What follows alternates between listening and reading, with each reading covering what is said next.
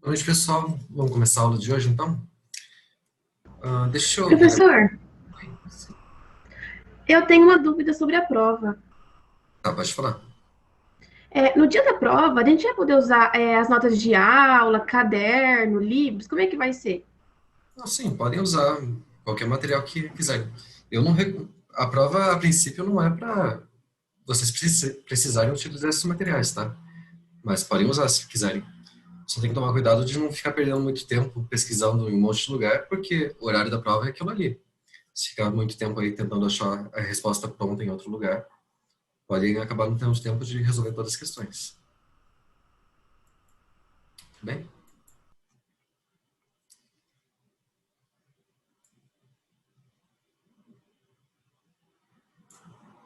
Muito bem, pessoal. Então, a aula passada a gente estava falando dos conjuntos finitos, vimos aquela questão da função injetora, subjetora, né? Então,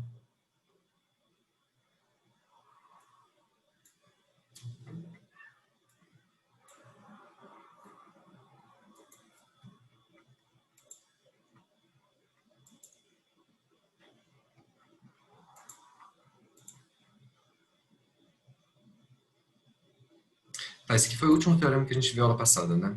Só relembrando aqui, então.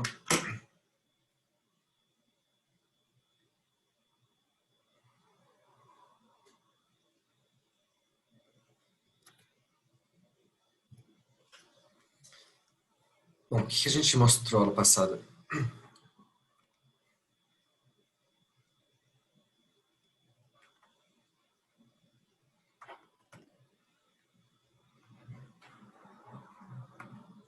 A gente tinha uma função injetora aí, f de x em y, e a gente sabia que o conjunto de chegada, o y, era finito.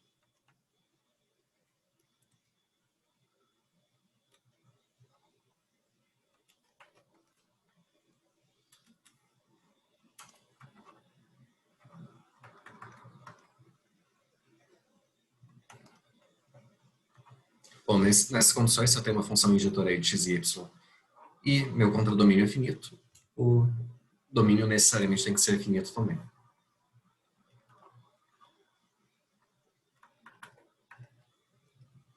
Bom, se a gente fizer um desenho, fica mais ou menos claro, né? Por que que isso tem que acontecer. Porque, bom, para a função ser injetora,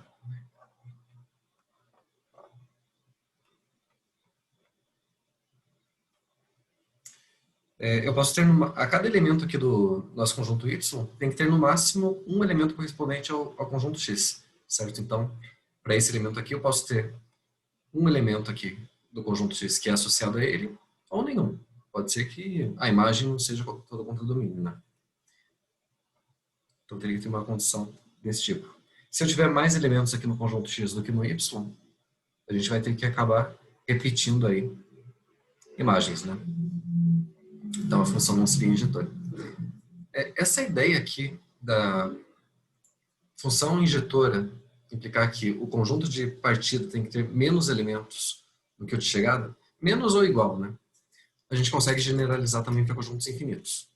Na verdade, foi isso que Cantor fez para criar a ideia de cardinalidade de conjuntos, tá? Que é o que a gente vai ver daqui a pouco. Bom, e o corolário que a gente viu foi a questão da função sobrejetora, né? Da função sobrejetora inverte. A gente fez no final da aula aí, esse corolário. Vamos fazer de novo aqui, que foi meio corrido.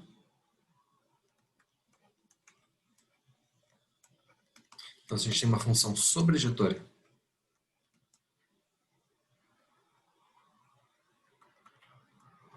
e agora o conjunto x é finito,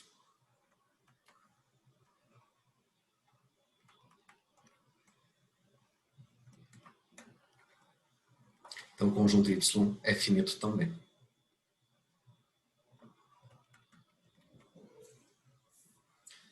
A ideia é parecida, né? Se tem uma função sobrejetora, quer dizer que o conjunto de chegada não pode ter mais elementos que o conjunto de partida, porque senão vai ficar sobrando elementos ali. Então, uma coisa assim. Se a gente tivesse, por exemplo, 4 elementos aqui no conjunto x e 2 no y, é claro que a gente consegue uma função sobrejetora aí, né? De x para y.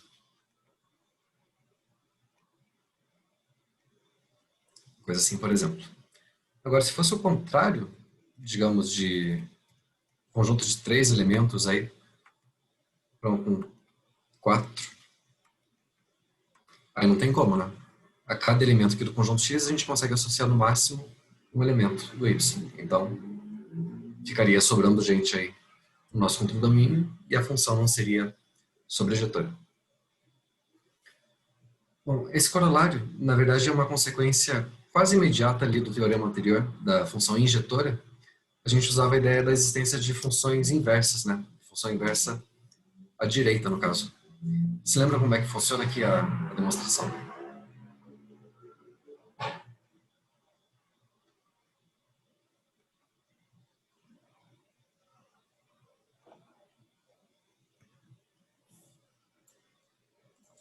Olha, se a gente tem uma função sobrejetora de x para y, o que a gente pode falar dela?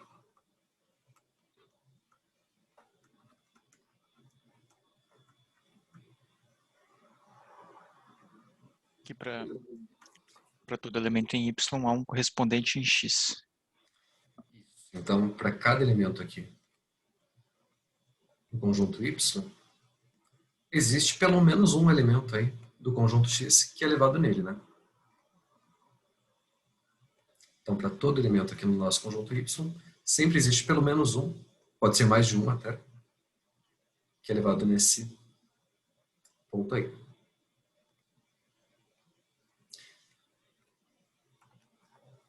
Bom, então, na verdade, se tiver uma função sobrejetora aí de x para y, a gente sempre consegue montar uma função de y para x, não consegue? Usando a regra inversa. Por exemplo, o x elevado em y aqui, por essa função f. Então, se a gente fizer o contrário, levar o y nesse ponto x. Esse ponto eu vou levar nesse daqui. Esse outro ponto aqui, eu tenho duas escolhas, né, possíveis. Posso levar nesse ou nesse. Sei lá, vou escolher um deles, digamos esse daqui. Isso não vai ser uma função? Agora uma função y, uma função g de y para x. O que a gente pode falar dessa função? Ela é injetora, sobrejetora? Injetora. É uma função injetora. Então, olha o que a gente tem agora. A gente tem uma função injetora de y para x. E o nosso conjunto x, a gente sabe que ele é finito. Então, pelo teorema que a gente mostrou na aula passada, que a gente pode falar do y,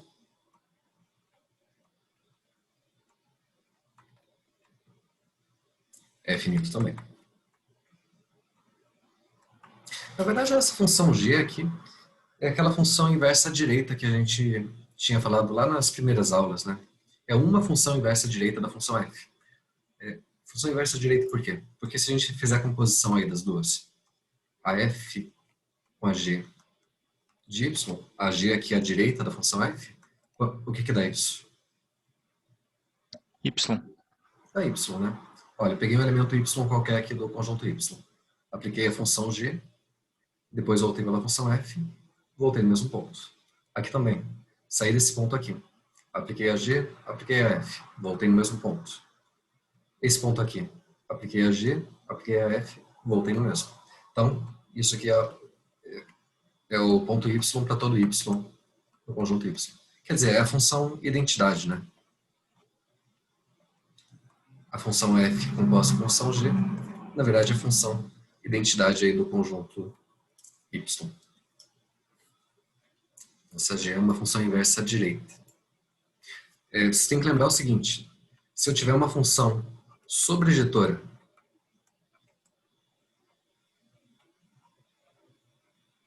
de x para y, então sempre existe uma função inversa à direita de y para x.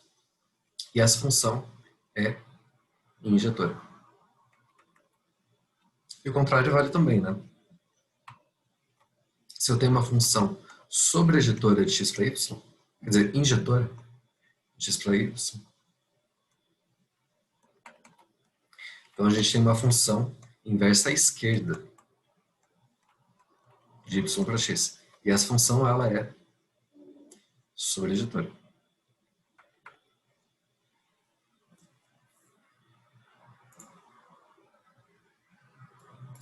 Bom, pessoal, agora a gente vai começar a falar dos conjuntos infinitos.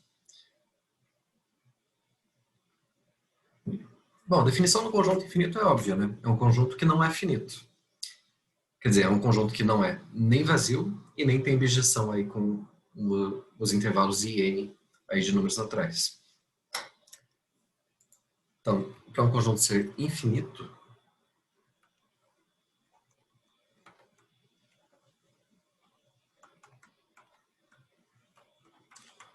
ele não pode ser vazio, né? Porque o conjunto vazio a gente considera finito.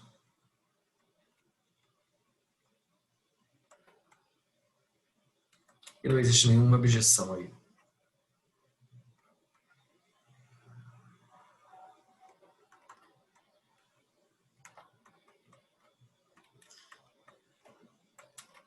E n é aquele intervalo de 1, 2, até n. Não tem nenhuma contagem dos elementos do x, né?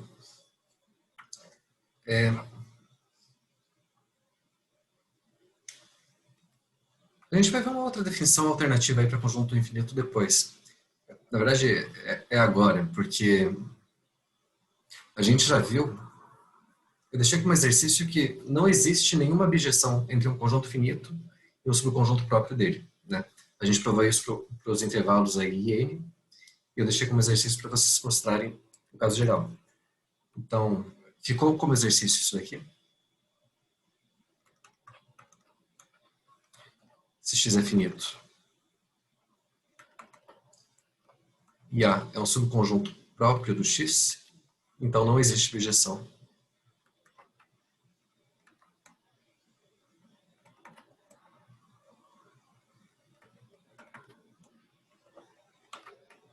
entre A e x.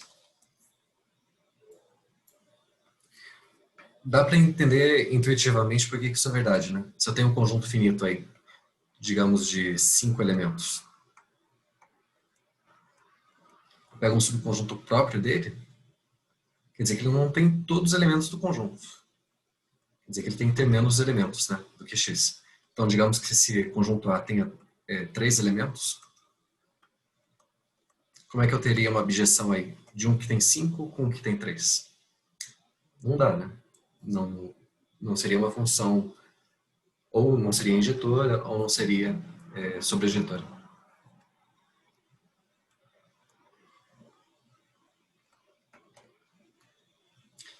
Bom, então, uma maneira de você verificar que um conjunto é infinito é tentar encontrar uma objeção aí entre o conjunto e um subconjunto dele, um subconjunto próprio. Então, posso colocar como corolário desse fato aí o seguinte.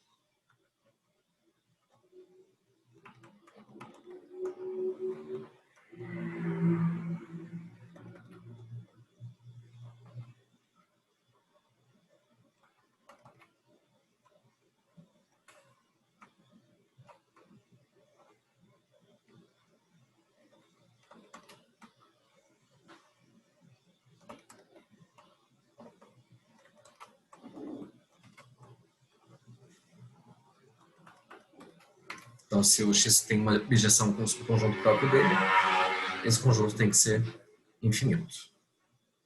Ok? Na verdade, vale a volta disso daí também. Todo conjunto infinito admite uma objeção com um subconjunto próprio. Mas para a gente mostrar isso, a gente precisa mostrar alguns resultados aí antes. Depois a gente volta nisso. Bom, vamos ver uns exemplos aí então. Se eu pegar o conjunto dos números naturais,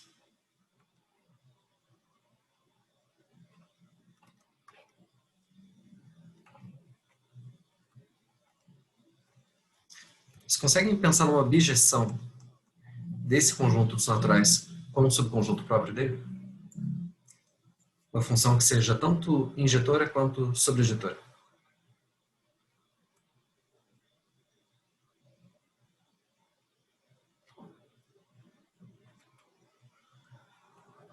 Alguma ideia?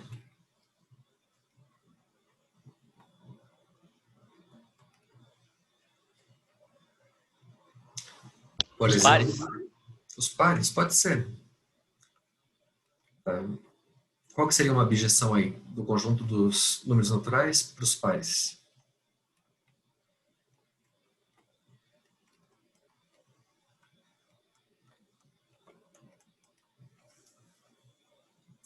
Que objeção seria essa? Um elemento pertencente ao domínio levaria a 2 vezes a esse elemento. Vamos supor que seja x os elementos ali nos naturais. Então, seria 2x a imagem. Seria dessa forma. Pode definir aqui a função de n para 2n, que associa cada número natural ao dobro dele, certo? Beleza. Essa é uma função que ela é injetora, né? Eu acho que eu até devo ter deixado aí como exercício para vocês verificarem que esse tipo de função é injetora e sobrejetora. Eu devo ter feito para as funções afins, né? Se eu não me engano, lá da primeira lista. Então, com certeza, uma função injetora. Se eu pego pontos diferentes aqui, as imagens são diferentes. E a sobrejetora também, né? Não sobra ninguém aqui do nosso contradomínio. Então, pronto. É bijeção entre o conjunto dos números naturais e um subconjunto próprio. Isso não pode acontecer nos conjuntos finitos. Então, a gente conclui que o n é infinito.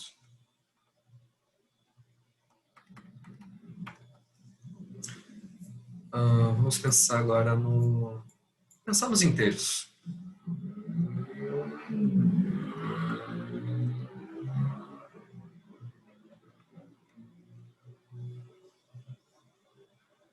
Vocês conseguem pensar numa bijeção aí dos inteiros para um subconjunto dele? Os positivos? Pode ser. Vamos ver então. Os positivos aí.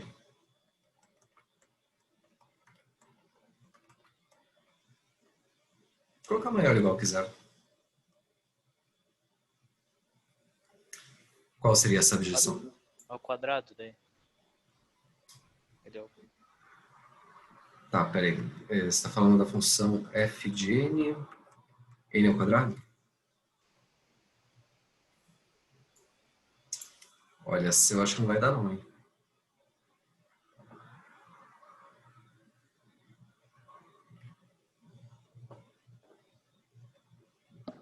N ao quadrado já não é bijetora. Sim, ela não é injetora, né? Se eu pego aqui o menos 1 e o 1... É verdade, verdade. Leva no mesmo. Uhum. Então essa aí não leva. Pode ser só N. N? Não, só que daí tem que, eu acho que, desconsiderar o N maior que zero ali. Sim. Uhum.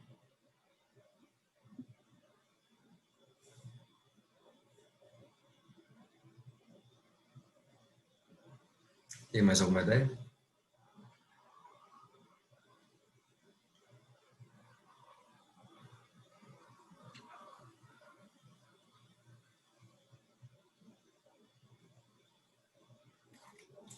Olha, eu quero uma função aí. Entre esse conjunto e esse daqui.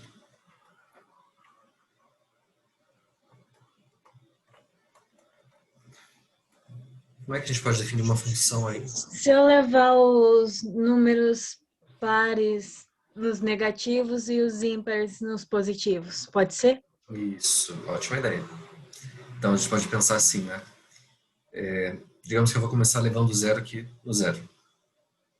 A gente vai alternar aqui os positivos indo nos ímpares e os negativos nos pares, ou vice-versa.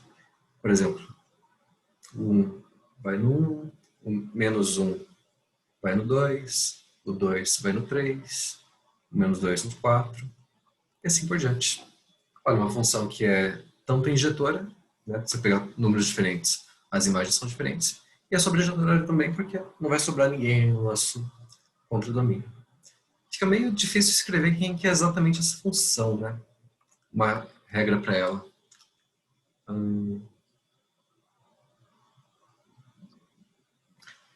Tá, vamos tentar. Qual que seria a regra dessa função? Como se escreve o número ímpar? 2n mais 1. Escreve o número ímpar. Pode tentar usar isso? Pode ser. Então tá. Vai ser 2n mais 1 quando? Quando... Se o n for negativo, por exemplo. Mas não tá batendo daí. Não, peraí. Não, mas daí, ó, você pega o -2. Aí já vai dar -3. É, tem outra coisa. Os negativos a gente está elevando Eu acho que tá invertido. nos pares, né? Então, aqui talvez positivo.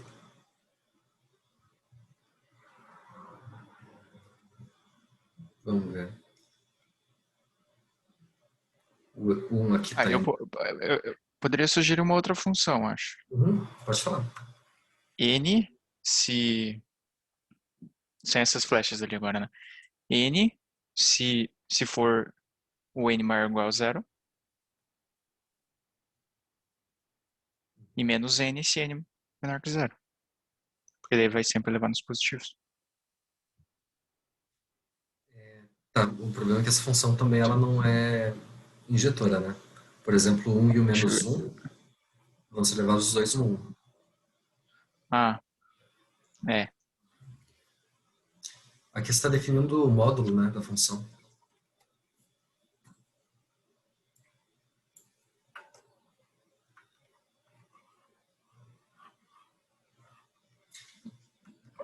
Vamos tentar escrever a regrinha aqui dessa F, só para ver o que está acontecendo. Olha, os positivos a gente leva no... Bom, 1 vai no 1, 2 vai no 3, o 3 vai no 5. Então é sempre o 2 ou 3. Eu acho que é 2n menos 1. Olha, o 1 vai no 1. O 2, 4 menos 1, 3. O 3, 6 menos 1, 5. Então acho que tá ok nessa parte aí. E os negativos?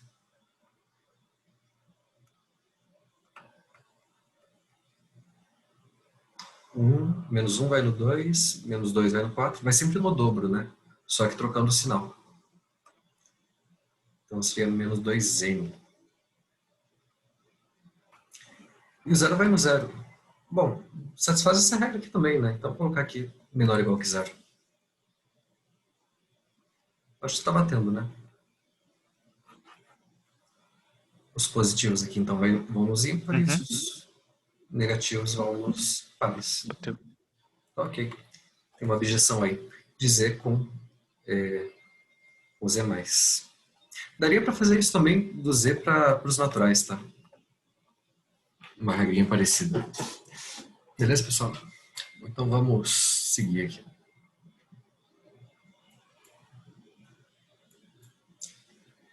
Tá aqui. Os inteiros positivos é diferente dos naturais? Parece que é o mesmo conjunto, se for pensar. Os naturais. Aqui, na verdade, eu escrevi os não negativos, né? Eu coloquei maior ou igual a 0. Ah, Então eu incluí o 0. Você tem que lembrar, aqui nessa disciplina a gente não está considerando o 0 natural, tá? Dependendo do livro que vocês pegarem, vai considerar ou não. Eu estou seguindo aí o Elon. É que se a gente parar para pensar, por que o conjunto dos números naturais a gente chama de naturais? Porque eles foram os primeiros que surgiram. Eles nasceram naturalmente do processo de contagem.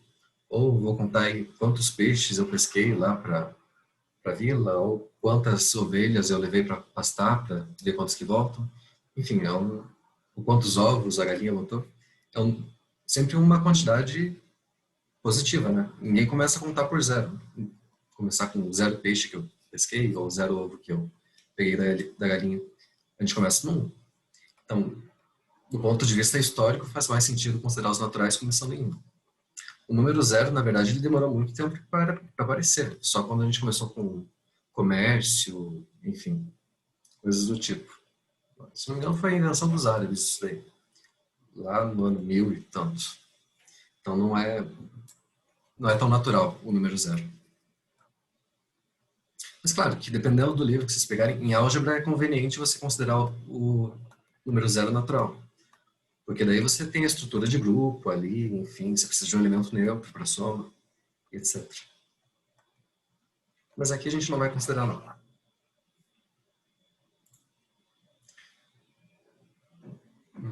Tá.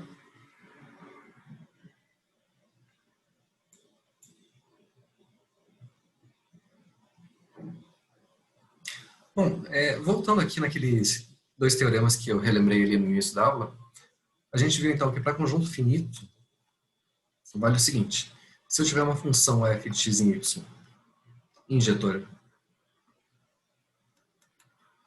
e o conjunto y for finito, então o conjunto x tem que ser finito.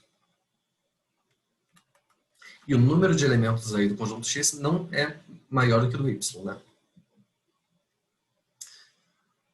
Se eu chamar o número de elementos de x aqui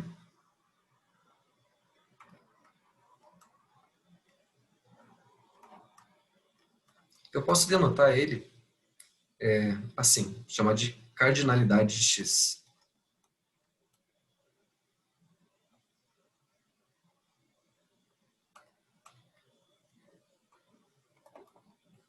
Ou tem alguns livros que escrevem assim também, com esse símbolo tipo do jogo da velha, para representar a cardinalidade de x.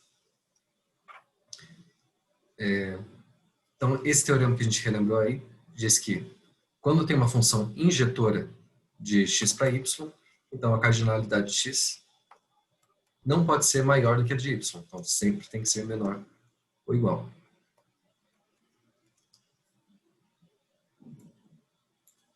E se eu tiver uma função sobrejetora,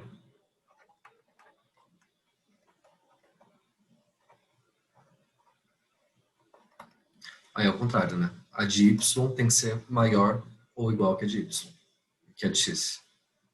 Então, a gente teria que ter uma coisa assim.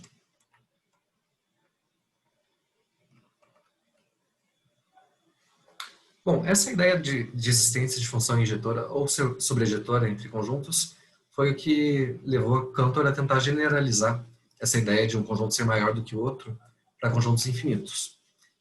Cantor inventou toda uma aritmética aí para trabalhar com números infinitos, que ele chamou de cardinais transfinitos.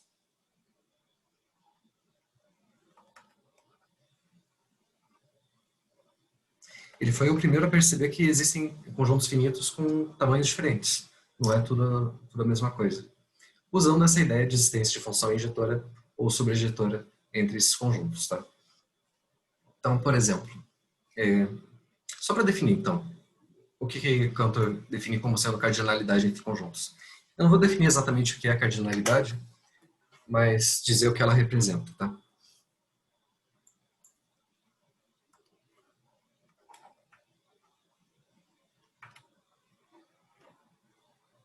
A gente vai dizer que a cardinalidade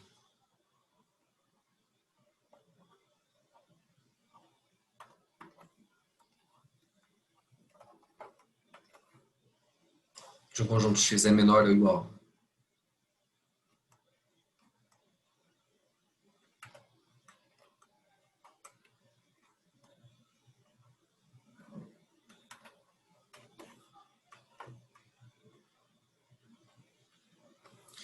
ele escreve que a cardinalidade de x é menor ou igual que a cardinalidade de y se existe uma função injetora de x para y.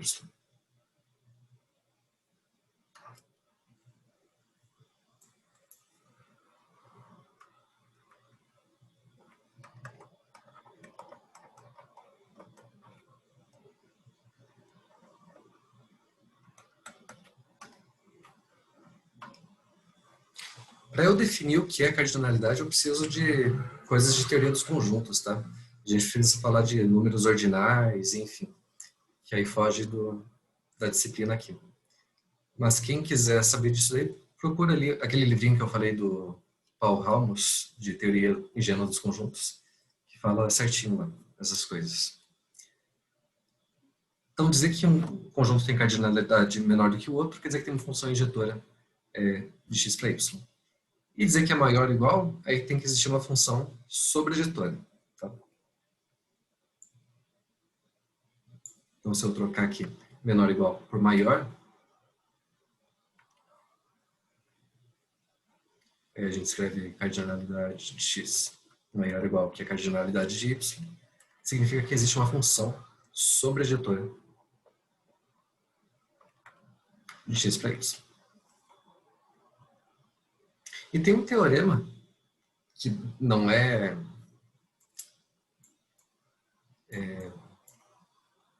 muito imediato para demonstrar.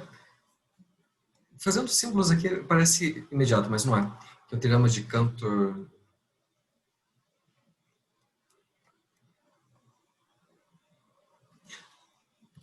Ah, tá. Tem uma outra coisa que eu não falei ainda. Eu falei de menor, maior, e eu posso falar da cardinalidade ser igual também, né? Quando que a gente vai falar que a cardinalidade de dois conjuntos é igual? Bijeção? Isso. Bijeção? Isso mesmo. Quando existe uma função bijetora entre x e y. Então, isso é um teorema, tá? Eu posso provar o seguinte. Esse teorema foi mostrado primeiro por Cantor, mas tinha alguns probleminhas aí. Ele foi corrigido depois por esse cara aqui, que é o Bernstein. E o aluno dele, o Schröder. Acho que é assim que se escreve.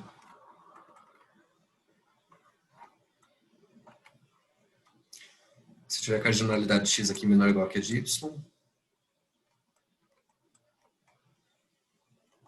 a cardinalidade de y menor ou igual a que de x, então as duas são iguais.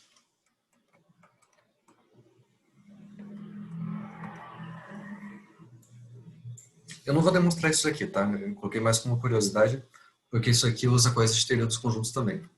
E não é imediato provar isso, porque eu não estou trabalhando com números aqui, tá? O que eu estou falando nesse teorema é que, se eu tiver uma função f de x em y, injetora, e tiver uma função f, uma função g, x em y, que seja sobrejetora, isso me diz que a cardinalidade de x é menor ou igual que de y. Isso que é que a cardinalidade de x é maior ou igual que de y. Então, nesse caso, eu posso garantir que vai existir uma função bijetora aí entre os dois.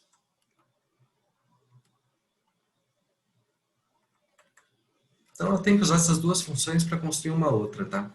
É meio trabalhoso fazer essa construção aí. Tem na Wikipédia, quem quiser pesquisar aí, dá uma olhadinha.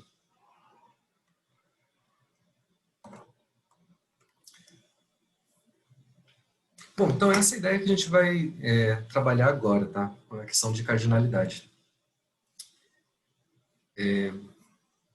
A gente vai ver, na verdade, que o conjunto dos números naturais tem a menor cardinalidade possível para os conjuntos infinitos. Então, sempre vai ter, qualquer conjunto infinito que a gente pegar,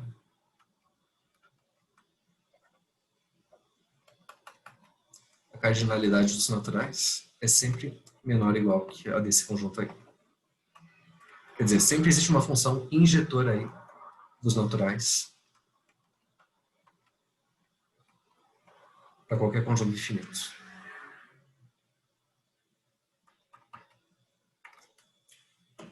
Ok? Daqui a pouco a gente vai mostrar isso daí.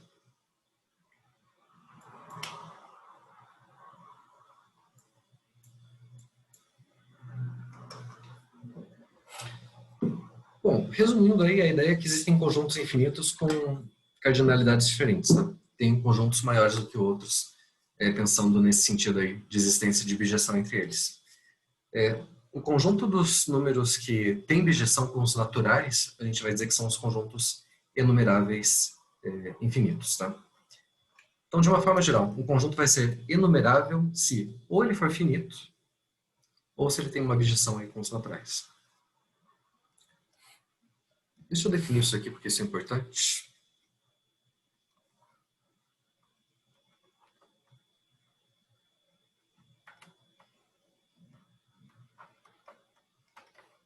Então, a gente vai dizer que um conjunto é enumerável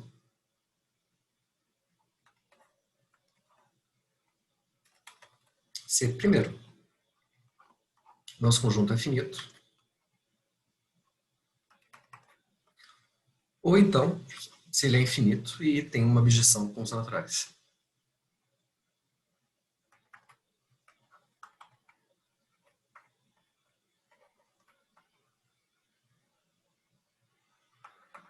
Olha, lá para os conjuntos finitos, a gente precisava que existisse uma objeção com intervalo, né? Nesse caso, a função a gente dizia que era uma contagem dos elementos de x. Nesse caso aqui, essa função a gente vai dizer que é uma enumeração dos elementos de x.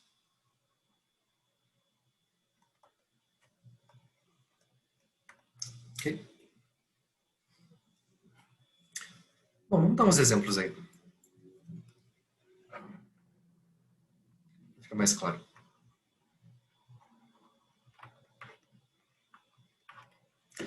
Primeira coisa, se eu pegar o conjunto dos números pares, esse conjunto é numerável ou não?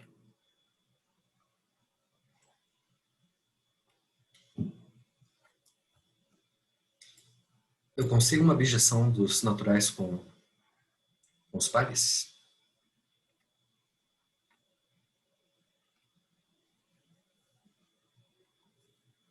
A gente não fez isso antes? Sim, acabamos de fazer, né? A gente fez ali o exemplo da função bijetora aí, dos naturais. Para os pares que associava cada número n ao dobro dele.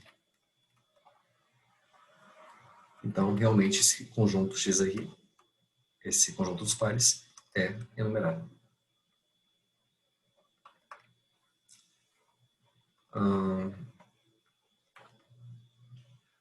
Outro que a gente viu agora há pouco, o conjunto dos números inteiros. É enumerável ou não?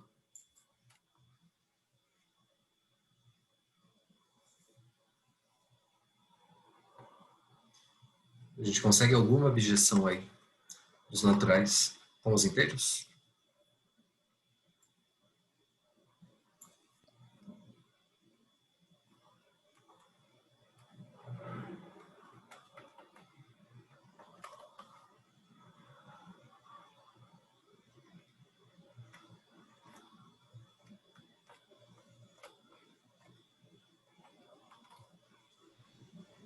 Não, porque os inteiros têm cardinalidade maior. Por que tem maior? Porque você acabou de falar que a do n é a menor de todos, dos infinitos. É menor ou igual, né? Ah, Não é estritamente menor. também os negativos. De olhar. Olha, a gente fez um exemplo bem parecido agora há pouco, né? Entre os inteiros e os inteiros positivos. A gente pode tentar fazer a mesma coisa aqui de novo. Olha, colocar aqui o 0, 1, 2, assim por diante. Menos 1, menos 2, por aí vai. Eu não consigo uma abjeção desse conjunto aqui com esse? Por exemplo, o número 1. Posso levar em quem?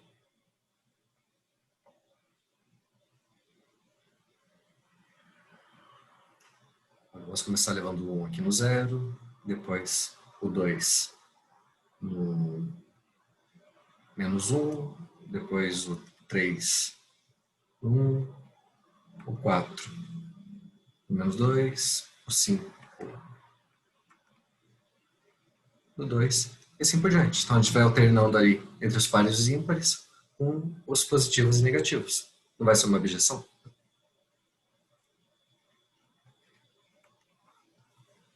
Vai, né? É uma função que é tanto injetora quanto sobrejetora. Então, tá aí. Então, o conjunto dos números inteiros também é enumerável.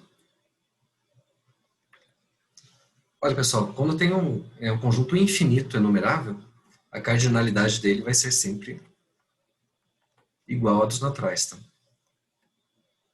Porque a definição de cardinalidade, se eu tenho uma abjeção aí entre os conjuntos, eles têm a mesma quantidade de elementos assim, entre aspas, né? Apesar dos naturais serem um subconjunto aí dos inteiros, a gente tem abjeção entre os dois. Então, quando eu falo maior, né, em questão de cardinalidade, não é questão de um conjunto conter o outro, tá? É questão de realmente poder relacionar os elementos de um com o outro, fazendo uma associação de um para um, né? Não está sobrando ninguém aí. Então, os dois conjuntos são iguais, nesse ponto de vista. Tá, mais um exemplo aqui.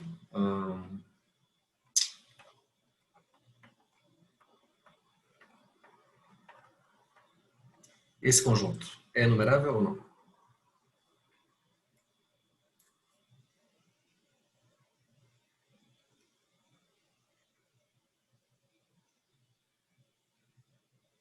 Sim, Por quê? porque é finito. Isso mesmo. É a primeira condição ali de ser numerável, né? Ou ele é finito, ou tem bijeção com os naturais. Então, todo conjunto finito é numerável. Mesma coisa se eu pensar aqui no conjunto vazio. O vazio também é enumerável.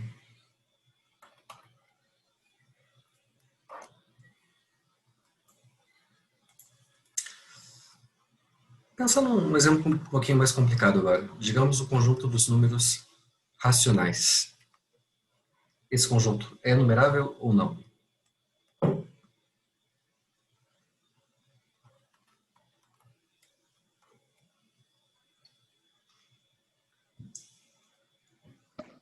É também. Por quê? Você pode dividir dois números de, entre os naturais, né? Só voltando um pouco para cima. Tá levando do Q pro N, né? Pode ser. Pode ser do Q pro N ou do N pro Tá. Q. Ah, entendi. Tá geral. É, mas dá para dividir dois números. Como assim? Não entendi. Digamos, um número P sobre Q, para onde? Qual que seria a função aqui? Deixa eu ver.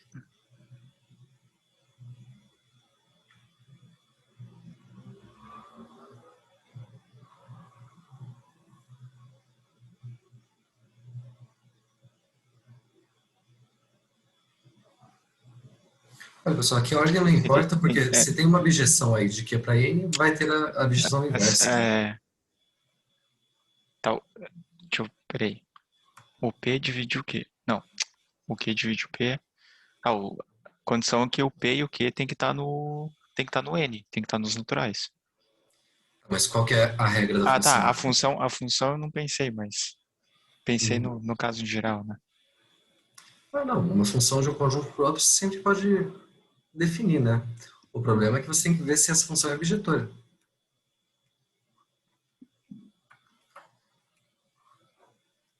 Olha, eu estou querendo uma função aí. Vamos pensar do jeito normal aqui. Do N para o Q, que seja objetora.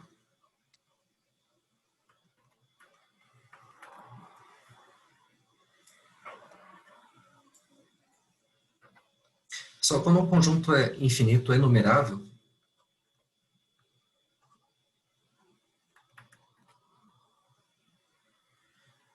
quer dizer que existe uma objeção aí do N para esse conjunto, certo? Só para deixar mais claro aqui.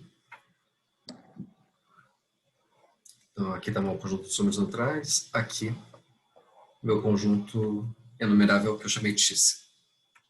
Então, eu estou associando cada número natural aqui. 1, 2, 3. A um elemento aqui do nosso conjunto x. Se existe essa abjeção aí que chama de f, a imagem do 1, por exemplo, vai ser o elemento do x, certo? Esse elemento eu posso chamar de x1. O 2 vai ser levado num outro ponto aqui. Esse ponto eu vou chamar de x2. E assim por diante. Então, quando eu tenho um conjunto enumerável, infinito, eu sempre posso escrever ele assim. x1, x2, x3, por aí vai. É como se eu estivesse realmente fazendo uma enumeração, né? Falando, esse aqui é o meu primeiro elemento, esse aqui é o segundo, esse aqui é o terceiro, e assim por diante. Se a gente pensar nos racionais, todas as frações aí, eu consigo falar, tá, essa aqui vai ser a minha primeira, essa a segunda, essa a terceira, e assim por diante. De forma que não sobra ninguém.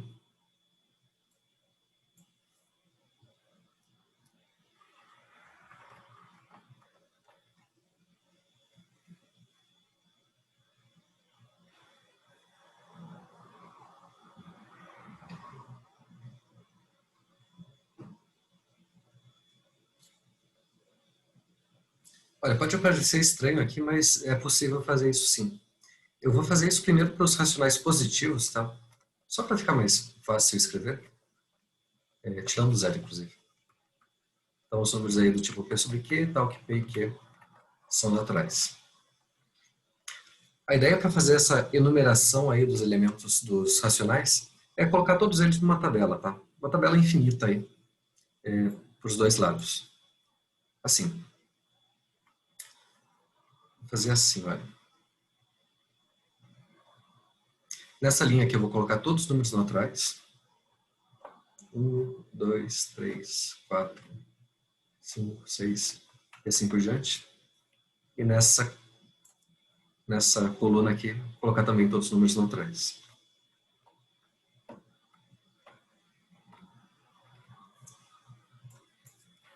E por aí vai. E como é que a gente vai preencher essa tabela? Bom, vou pegar cada elemento aqui dessa linha e dividir por cada elemento dessa coluna aqui. Então, por exemplo, esse elemento aqui vai ser quem? 1 dividido por 1. Aqui seria o 2 dividido por 1, 3 por 1, 4 por 1, 5 por 1 e assim por diante. Aqui é 1 dividido por 2, 2 por 2, 2 por 3,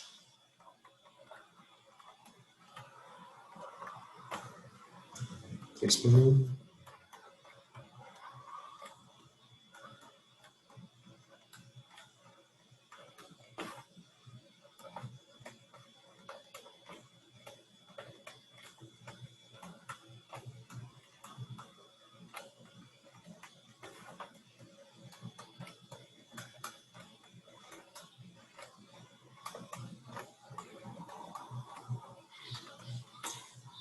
por aí vai.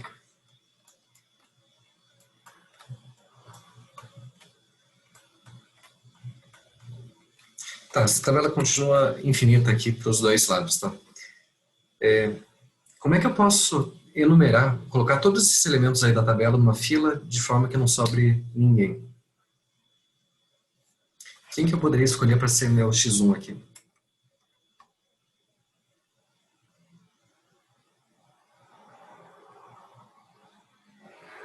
Pode ser o primeiro elemento de 1 sobre 1.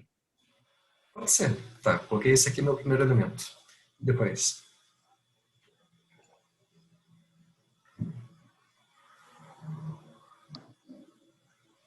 Sei lá, do lado ou de baixo. Não sei se faz diferença. Não, não faz. Pode ser do lado aí. E depois.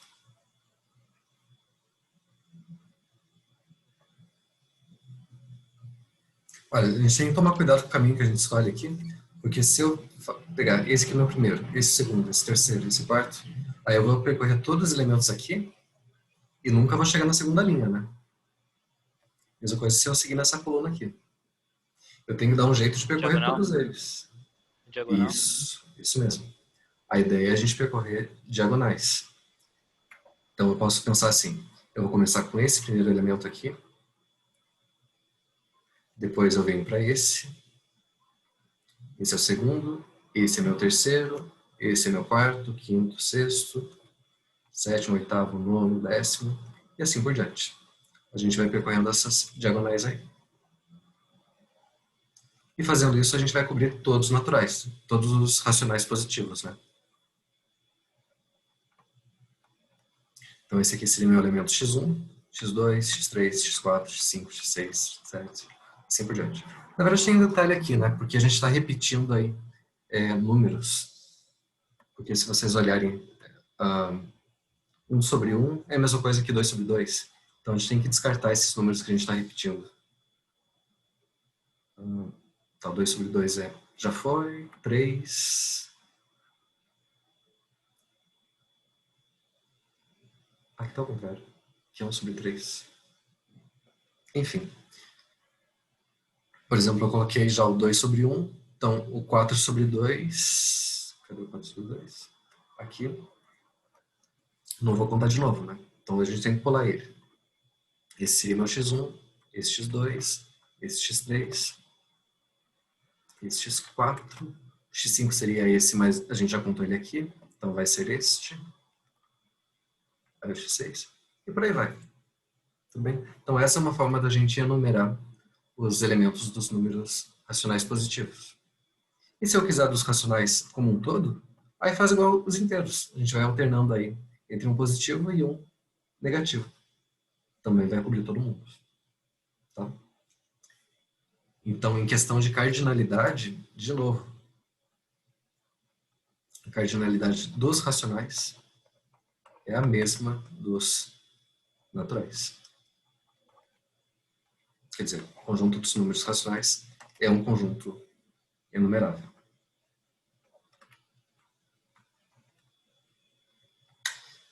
Eu fiz uma demonstração meio pouco rigorosa aqui, tá? Só fiz o desenho aí.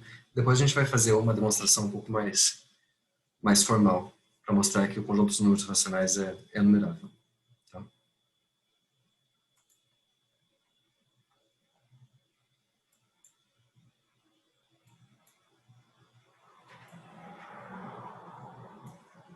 Racionais. Esse é outro interessante, é bem parecido com o dos racionais, tá? Se eu pensar no produto cartesiano aí, dos naturais com ele mesmo.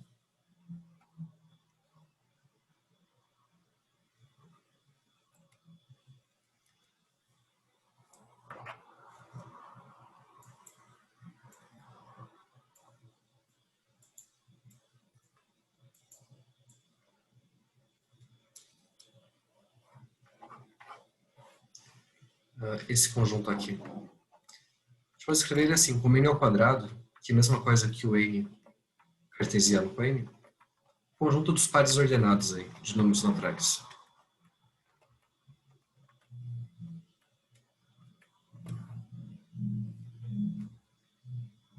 Quer dizer, os pares 1, 1, 1, 2, 1, 3, 2, 1, 2, 2, 2, 3, e assim por diante. Ele é numerável ou não?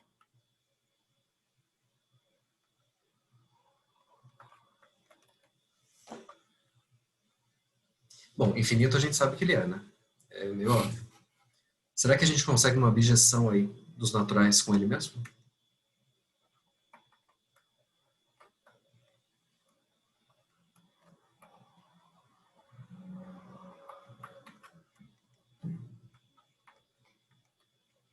Será que existe essa função?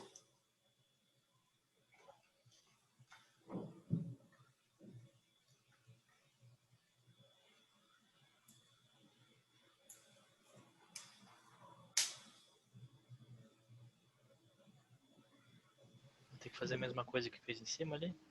Mesma coisa. 2. Isso. A gente pode colocar numa tabela, né? De novo, coloca o primeiro elemento aqui do par ordenado numa linha, o segundo elemento numa coluna. Aqui, 1, 2, 3, 4, e assim por diante. 1, 2, 3, 4, e assim por diante. Então, aqui seria meu par ordenado 1, 1. Aqui, o 2, 1. 3, 1. 4, 1. Assim por diante. Aqui, 1, 2. 2, 2. 3, 2.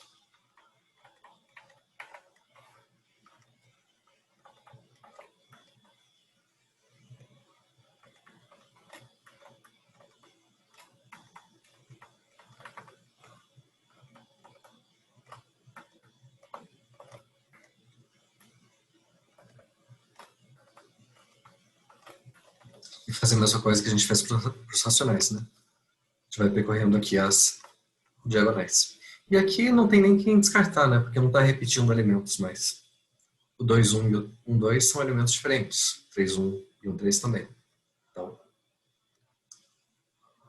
essa coisa aqui vai ser uma abjeção dos naturais com esse conjunto n ao quadrado. Esse é meu primeiro elemento, x1, x2, x3, x4, x5, x6, 7, 8, 9, 10 e assim por diante. Então, esse é um exemplo, tá? Um exemplo de uma abjeção dos naturais com n ao quadrado. Claro que a gente podia pensar em outras.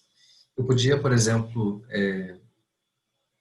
sei lá, começar deste e vir para baixo, daí vai para cima, daí vem para cá, e ir subindo e descendo essa diagonal aí.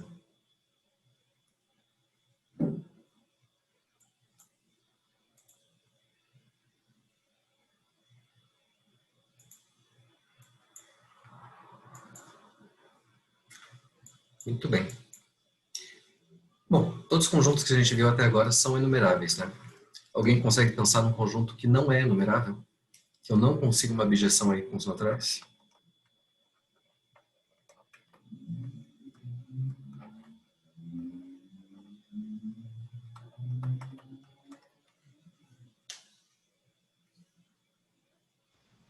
Alguma sugestão? Reais? Os reais. O conjunto dos números reais é não enumerável.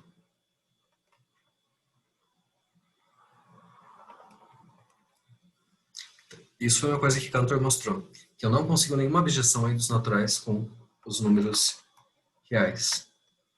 Claro que eu sempre consigo uma função injetora, mas eu não consigo uma função sobrejetora aqui.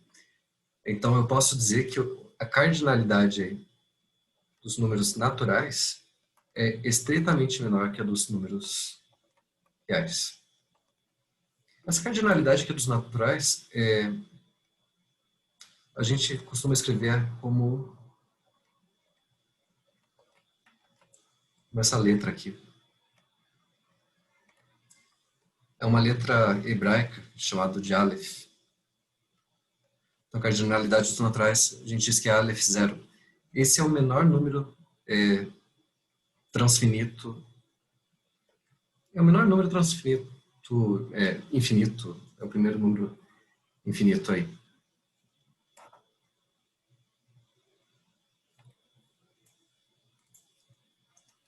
O primeiro cardinal.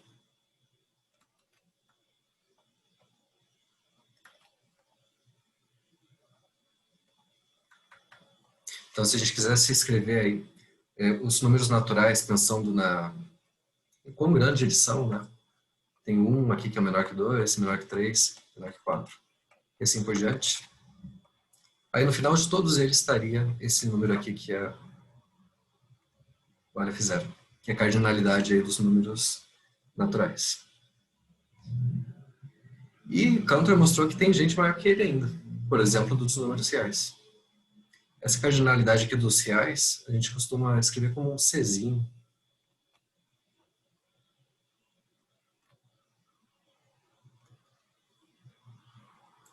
Que ele chamou de cardinalidade do contínuo.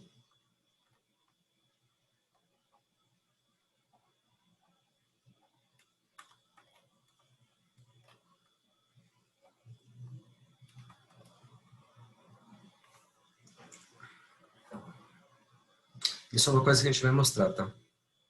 Que realmente o conjunto dos números reais tem cardinalidade maior que dos naturais. Quer dizer, que o conjunto dos números reais não é enumerável. Não tem bijeção aí com os naturais.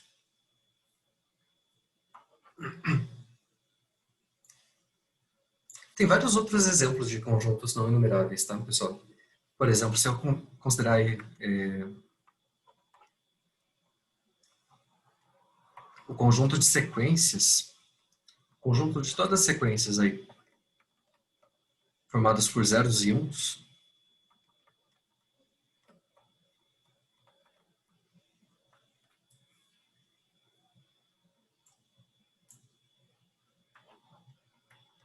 é um conjunto de sequências, tá? Sequências desse tipo aqui, 0, 1, 0, 1. Esse seria um elemento do conjunto, o outro elemento seria uma coisa desse tipo.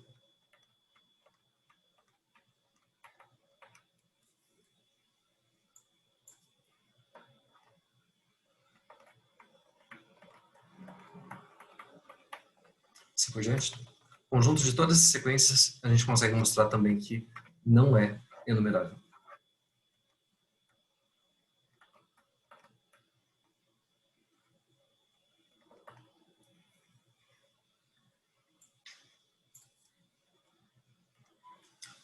A gente vai mostrar isso depois, tá? Não se preocupe. E um outro conjunto não enumerável também seria o conjunto das partes dos números naturais. Conjunto de todos os conjuntos aí dos naturais.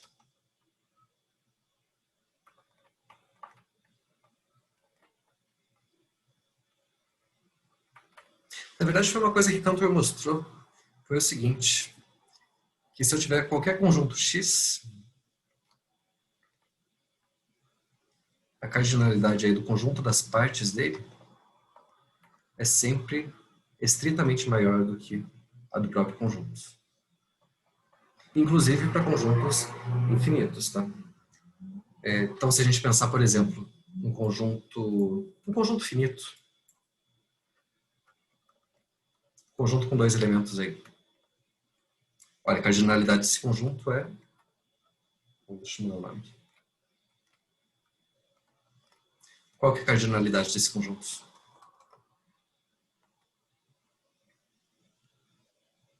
Dois, né? Tem dois elementos aí. E do conjunto das partes? Quem são os... É 4, né? São conjunto vazio, conjunto A, conjunto B e o conjunto inteiro. Então, a cardinalidade de x aqui é de p de x.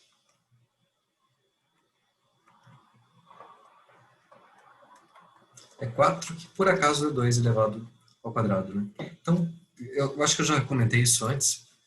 Tem livros que escrevem esse conjunto das partes de x como 2 elevado a x. Justamente por essa ideia aí da quantidade de elementos do conjunto.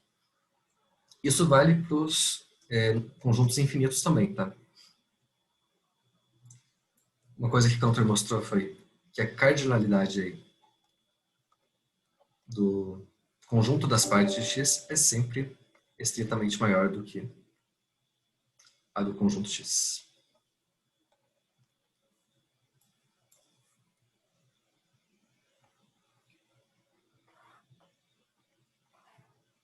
Então, por exemplo, ele definiu, Cantor, a cardinalidade, por exemplo, do conjunto das partes dos números naturais como sendo Aleph 1, que é um número cardinal maior do que a dos naturais.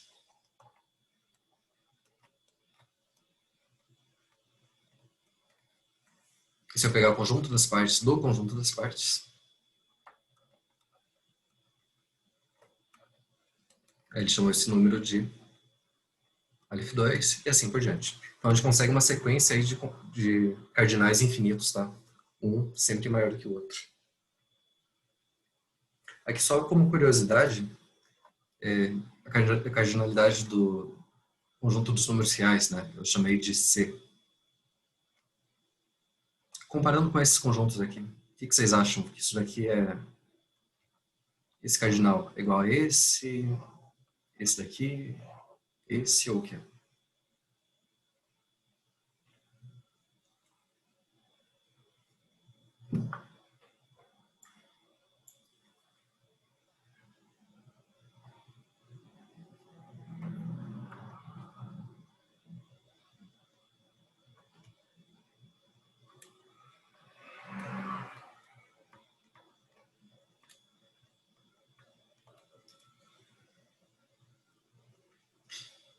Isso aqui foi um problema que ficou em aberto por muito tempo aí na matemática, tá?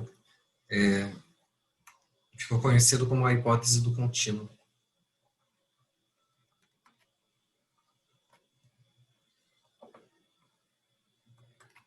Essa hipótese dizia que a cardinalidade aqui dos números reais é igual à cardinalidade aí do conjunto das partes dos naturais. Quer dizer, seria o LF1, que é 2 elevado a LF0. Fica estranho eu escrever assim, mas qual que é a ideia aqui? Eu estou falando que eu sei que não existe nenhuma objeção aí dos naturais dos reais, certo?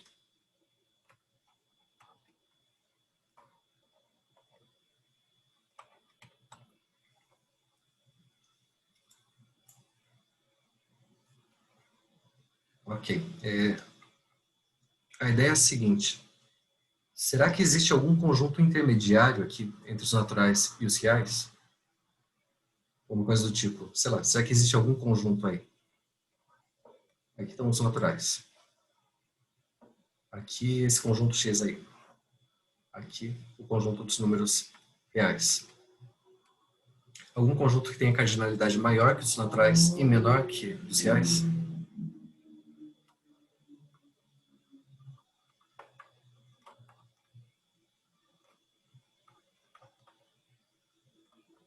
Ou será que não? Eu já passo dos naturais para os reais.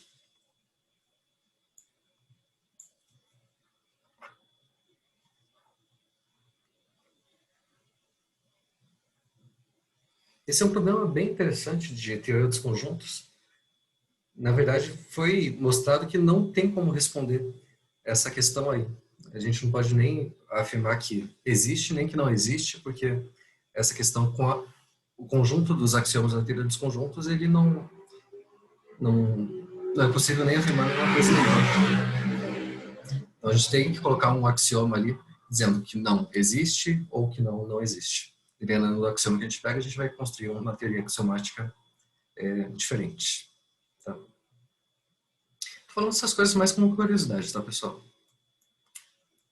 O que importa por enquanto pra gente são os conjuntos enumeráveis. Os conjuntos são finitos ou tem objeção aí com os números naturais. Então, vamos voltar aí para a aula.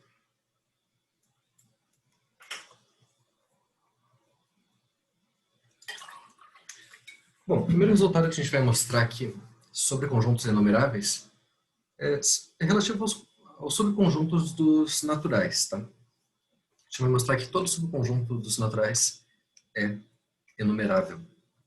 A demonstração, na verdade, é bem simples. A gente vai usar aí o princípio da boa ordenação.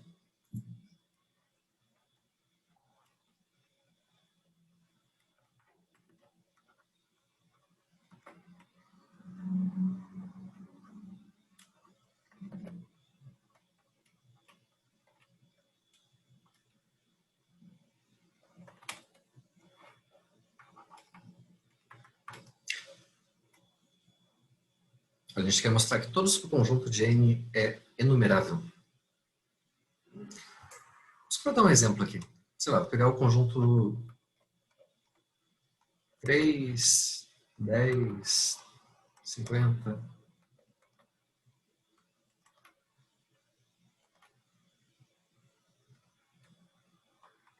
Sei lá, esse conjunto aqui. Qual que seria a forma mais natural de ordenar, de enumerar os elementos desse conjunto? Quem seria o primeiro elemento desse conjunto? Se a gente fosse escolher alguém.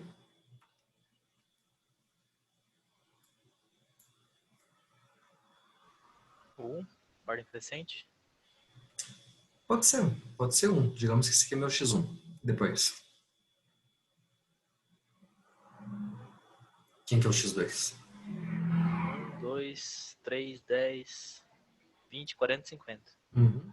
Isso. Ordem crescente.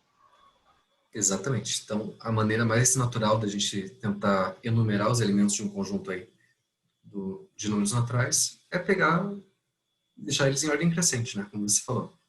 Pegar o menor elemento aqui chamado x1, depois o segundo menor elemento x2 e assim por diante. Bom, exatamente essa ideia que a gente vai usar aí. Tá? Então, beleza. Vamos fazer a demonstração aí. Peguei um conjunto qualquer aí de números naturais. Aqui tem um detalhe. Pode acontecer desse conjunto ser finito ou não, certo? Se ele for finito, o que acontece? Ele é enumerável já. Sim, por definição, né? Então, se x é finito,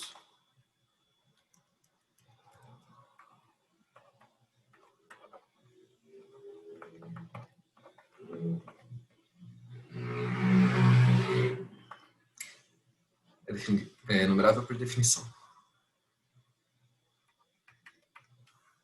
Então, vamos supor que x é infinito agora.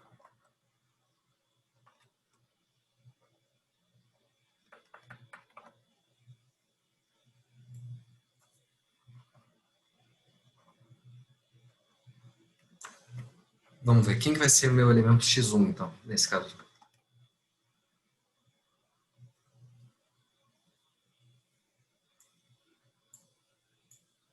Olha, nesse exemplo, o que a gente fez? Quem que seria meu primeiro elemento?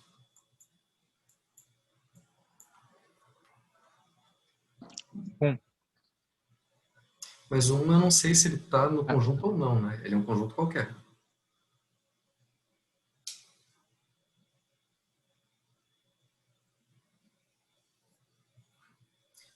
Olha, quem eu quero... Mínimos? Isso. Vai ser meu elemento mínimo, né, do conjunto X. Se lembram do princípio da boa ordenação? O princípio da boa ordenação dizia que qualquer conjunto de números naturais sempre tem um número mínimo. Então eu vou escolher esse número mínimo aí. E acabou. Então tá, escolhi o primeiro elemento. Quem que vai ser meu x2?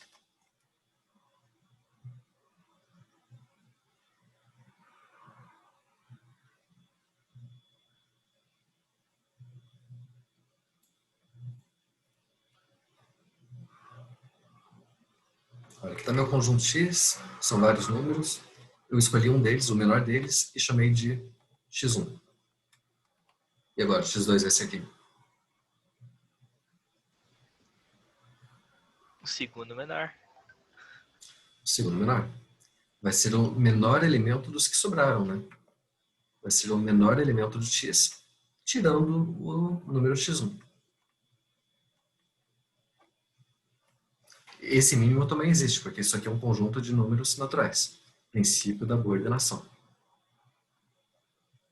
Princípio da boa ordenação, sempre existe um menor elemento para um conjunto de números naturais.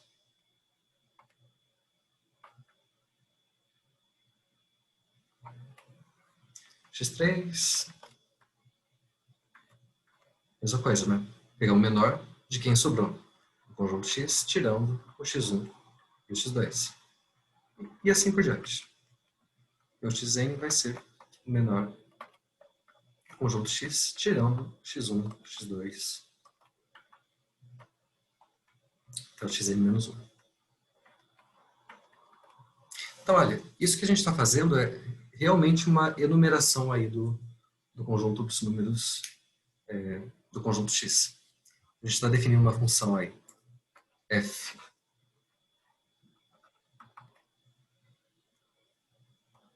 de n, nosso conjunto x, que associa aí cada elemento n ao elemento xn. Ok? Essa função, ela é bijetora ou não?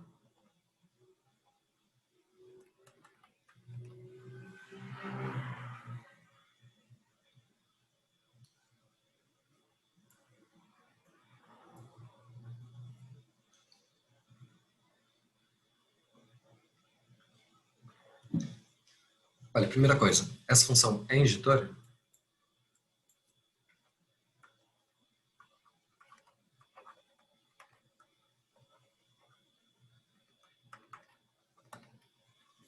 Se eu pegar dois números naturais diferentes, é verdade que o meu xn vai ser diferente do xn?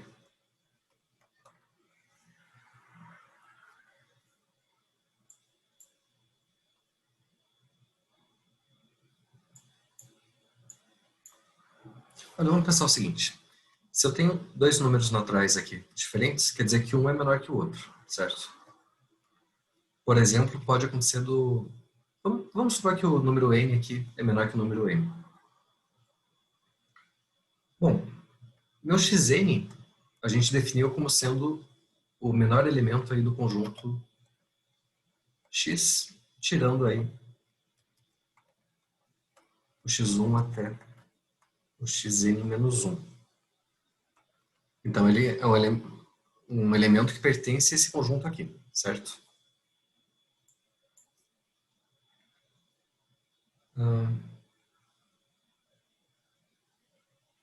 Agora o xn,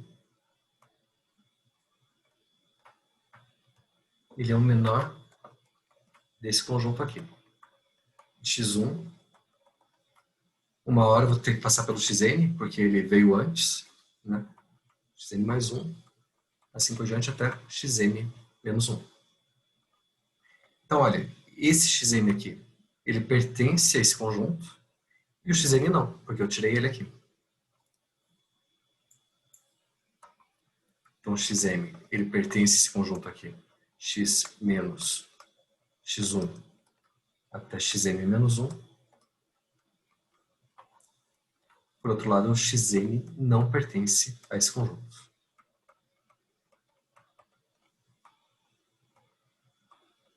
Então, eles têm que ser diferentes, né? Tem um conjunto que contém um e não contém o outro. São elementos diferentes.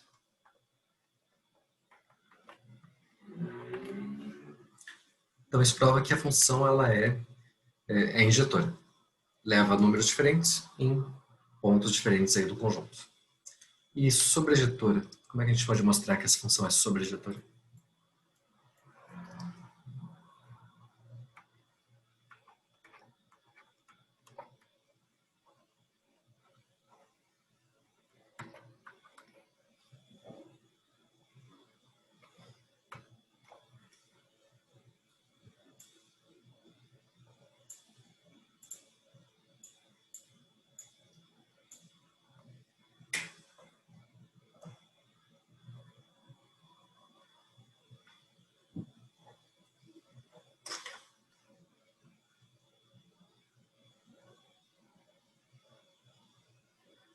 Olha, se essa função não fosse sobrejetora,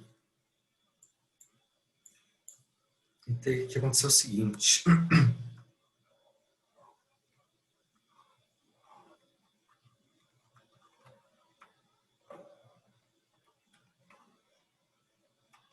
Se ela não fosse sobrejetora, ia ter que existir um elemento x aqui, no conjunto x, que não é a imagem de ninguém por essa função, né? O x aí é diferente de qualquer xn.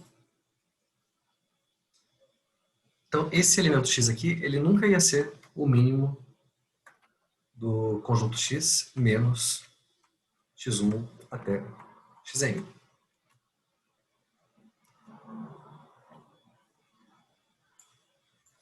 Quer dizer que teria que ser um número que é maior do que qualquer um desses elementos, certo?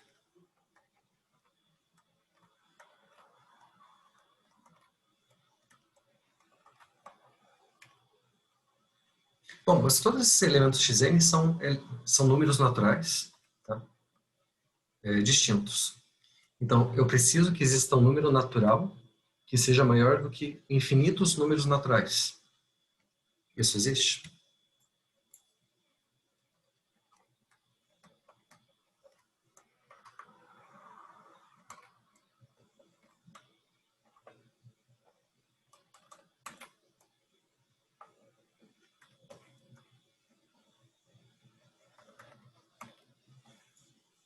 Não, claro que não, né? Não existe nenhum número natural que seja maior do que infinitos. Bom, deixa isso aqui para vocês mostrarem.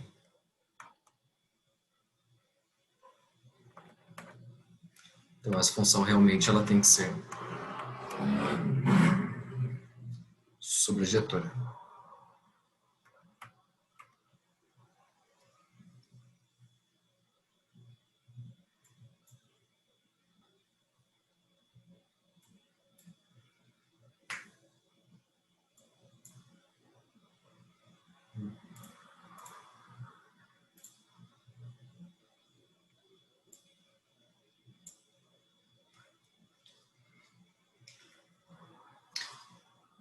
Bom, pessoal, esses próximos resultados aqui, eles vão realmente ter aquela ideia da cardinalidade, tá?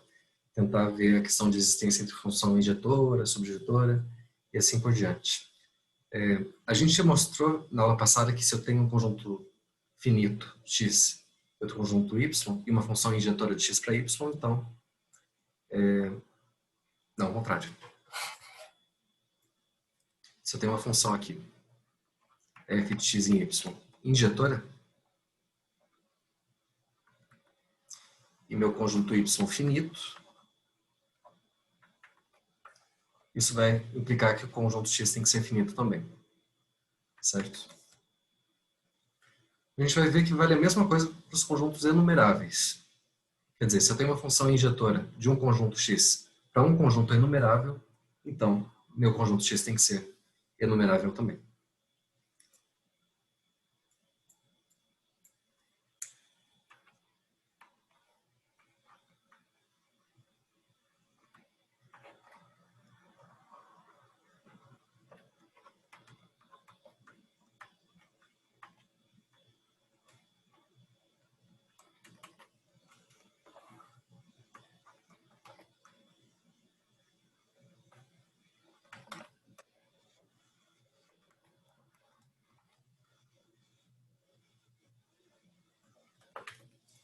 Então, esse conjunto X é enumerável.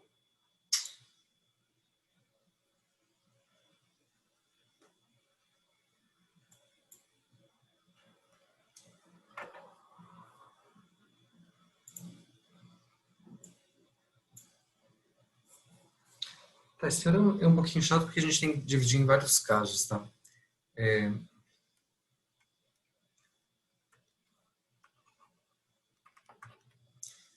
Olha, vamos pensar no primeiro caso aqui. Eu estou supondo que meu conjunto Y é numerável. Então pode ser que ele seja finito ou seja infinito e tenha uma objeção com os naturais, certo? Se ele for finito,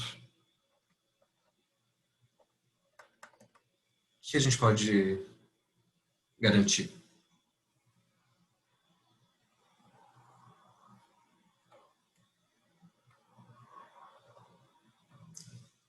Y é finito. Tem uma função injetora de x para y. O que eu posso falar do conjunto X?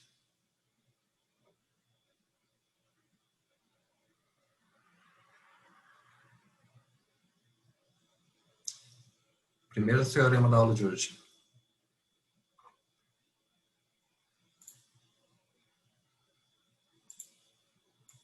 Se tem uma função injetora de um conjunto X para y e o y é finito, então o domínio também tem que ser finito, né?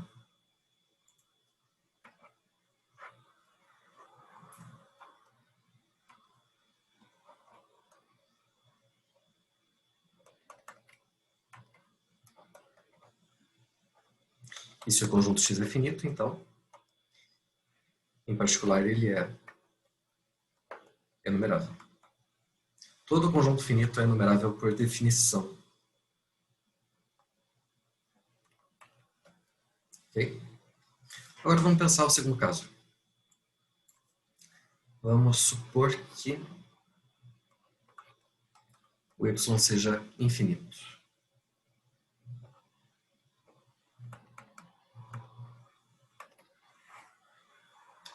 E aí, o que a gente pode fazer nesse caso aí?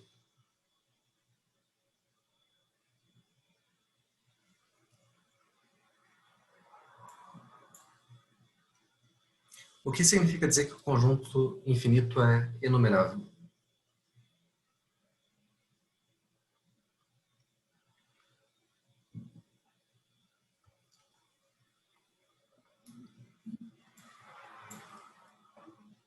Que existe uma objeção entre o N e o conjunto. Isso mesmo. Então, olha, eu tenho uma função já de y para o meu conjunto x, que é injetora.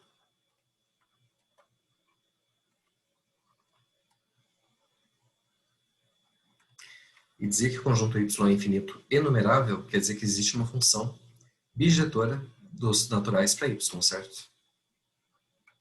Então, existe uma função g aqui, g para y, bijetora. Então, vou colocar a função, vou colocar os naturais aqui e a função g aqui. Tá, e daí?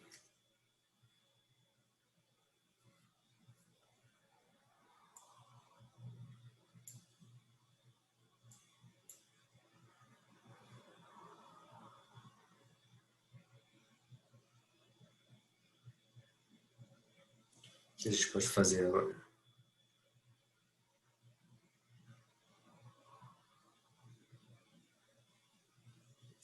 Bom, vamos pensar no que a gente pode fazer com a composição aqui da f com a g.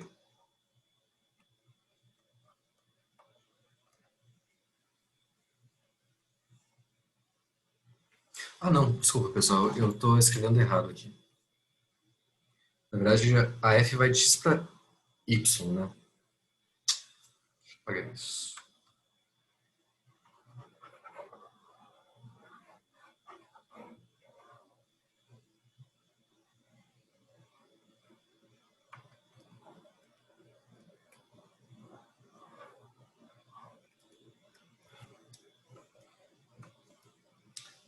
Tem a função injetora aí. X para Y.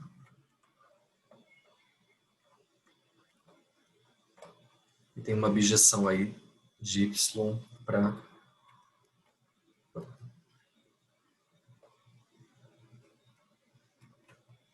de N para Y.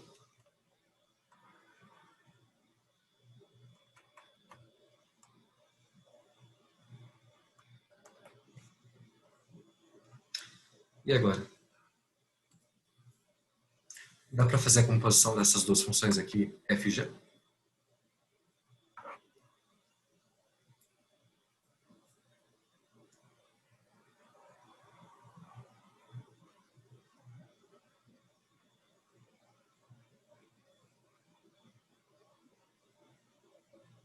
Olha, a f com a g não dá para compor, né? Porque as duas chegam aqui no mesmo conjunto. O que dá para fazer, como essa função g é bijetora, então sempre tem a função inversa, né? A gente pode considerar a função inversa aí de y para n, que também é uma bijeção. Agora sim, dá para fazer a composição aqui da f com a função g a menos 1. Então, g menos 1 composta com a f. O que a gente pode falar dessa função?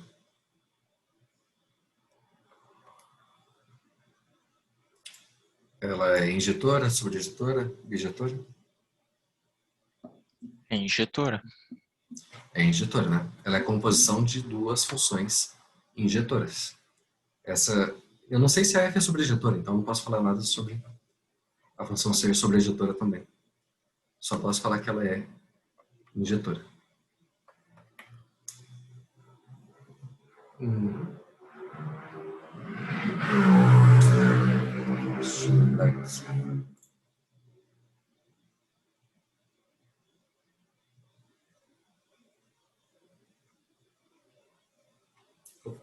Voltei muito.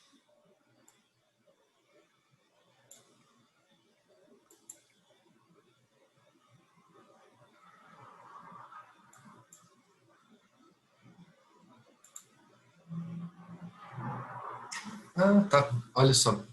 Tudo bem, eu não sei se essa função aqui ela é injetora. Não sei se ela é sobrejetora, né?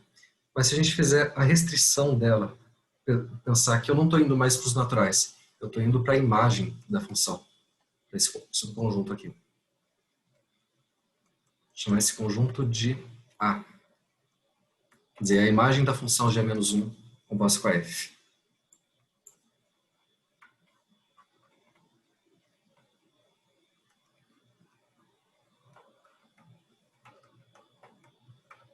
Aí eu posso dizer que essa função aqui, g-1 de f, que sai do conjunto x e chega nesse conjunto A, ela continua sendo uma função injetora, né? Porque a gente sabe que essa função ela é injetora. E ela é sobrejetora também, porque agora o contradomínio ele é só a imagem. Então a imagem e o contradomínio aí coincidem. Eu não estou mais pensando que o contradomínio são os naturais. Agora eu estou pensando que ele é a imagem. Esse subconjunto aí.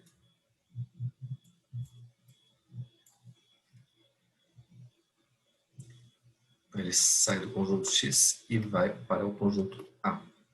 Agora, essa função, ela era injetora, é sobrejetora também, então ela é bijetora. Ok? Muito bem. Esse conjunto A, ele é um subconjunto dos naturais. O que a gente sabe sobre os subconjuntos dos naturais? A gente provou agora há pouco.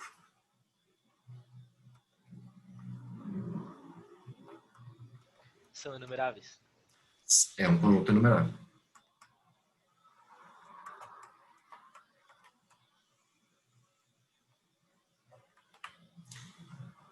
Então eu tenho um conjunto enumerável e uma função bijetora entre x e a.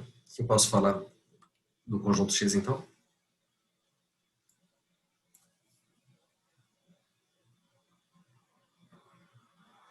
Olha, deixa eu fazer o desenho de novo. Eu tenho uma função bijetora aqui do conjunto X com o conjunto A, que é enumerável. Tá? Deixa eu ver só uma coisinha.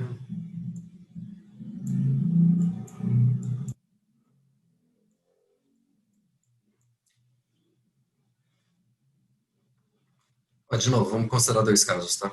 Se o A for enumerável infinito, quer dizer que tem uma bijeção aí com os naturais, não é? Uma bijeção H, digamos. Não posso dizer que vai ter uma bijeção, então, dos naturais com esse conjunto X. Qual que seria a bijeção dos naturais para X? Essa é a bijetora. Essa também.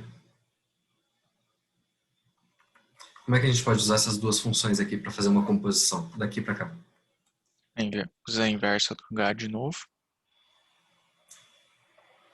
Eu posso fazer a inversa do H, só que daí vai ficar... Ou a inversa da outra. Isso. É para o N e para o X, no caso. Isso. Então vai ficar inversa de F composta com G. Isso mesmo. Então, essa função aqui, composta com essa, é uma função bijetora, né? Então vai ficar a F é menos 1 composta com a G, composta com a função H. Pronto, era isso que a gente queria. Tem agora uma bijeção dos naturais com o nosso conjunto X. Quer dizer que ele é enumerável.